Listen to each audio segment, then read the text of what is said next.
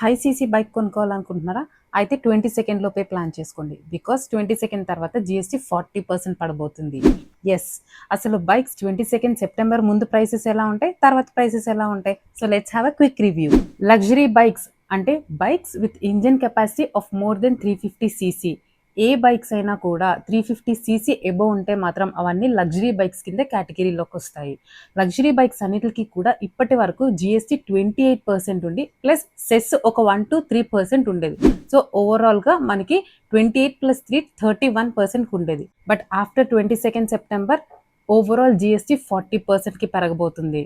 అంటే ఎగ్జాంపుల్ మీరు royal Enfield interceptor 650 కొనుక్కోవాలనుకున్నారనుకోండి, అది 22 లోపు అయితే అంటే కరెంట్ ప్రైస్ వచ్చేసి మీకు అరౌండ్ 3.3 lakhs పడుతుంది. అంటే జీఎస్టీ 28% ప్లస్ సెస్ 3%తో కలిపి అరౌండ్ ప్రైస్ 3.3 lakhs పడుతుంది.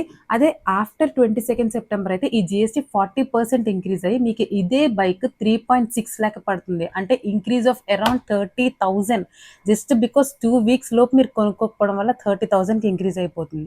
Let's see the same bike standard bikes అంటే bikes with engine capacity of less than 350 cc అవన్నిటికీ కూడా జీఎస్టీ అనేది తగ్గుతుంది. అంటే కరెంట్ జీఎస్టీ 28% ఉంటే ఆఫ్టర్ 22 సెప్టెంబర్ ఈ బైక్స్ అన్నిటికీ కూడా జీఎస్టీ 18%కి పడిపోతుంది.